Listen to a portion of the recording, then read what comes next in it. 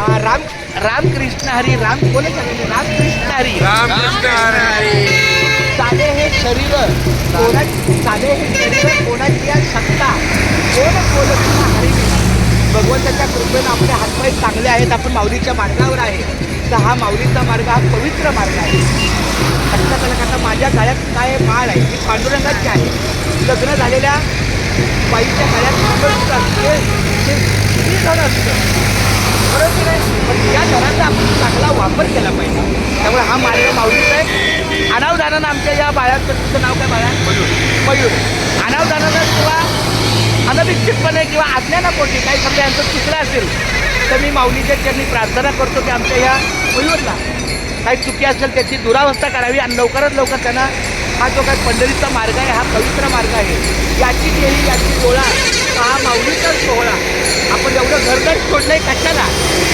एक लक्षात द्या, मला मुलं आहे बायकोचं आपण घरदार का सोडतो? आपल्याला शैली करण्यासाठी नाही तर आपल्यामध्ये जो काही दोष आहे तो दोष निघून जावा. साधू संतांच्या संगत राहून आपल्यामध्ये चांगला बदल व्हावा यासाठी आपण पंढरीची वारणी करणार. तर एक वाक्य आहे, परा होतो घरी तशी आठवणी पंढरी. मला इथं आंघोळ नाही, मला इथं नाश्ता नीट नाही, याची जर तक्रार तुम्ही करत बसला घरीच टाका. आणि पंढरीच्या वारीचा दुसरा अर्थ म्हणजे सुविधा आणि दुविधा, अवस्था आणि दुरावस्था. जैशा स्थिती आहे तैशा परी राहते, कौतुक तूप आहे संचिताची. जसं आता मी आंघोळ नाही केली पण माझं अंतःकरण किती पवित्र आहे. पण मी दुपारी जेव्हा सोय मिळेल 4 वाजता 5 वाजता माझ्या व्यवस्थित सगळी असते त्याचं काय पण करून मी आंघोळ करणार. आणि मग जसं असेल तसं जैशा स्थिती आहे काय ना. पण या बाळाचं नाव काय? चिन्मयी.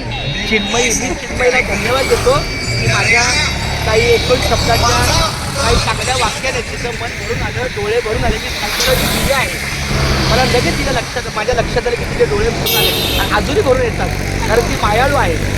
खूप छान. धन्यवाद माऊली. बोला रामकृष्ण आहे. पुन्हा एकदा वरिष्ठच्या नात्याने मी तुम्हाला बोललो त्यातून काय चुकलं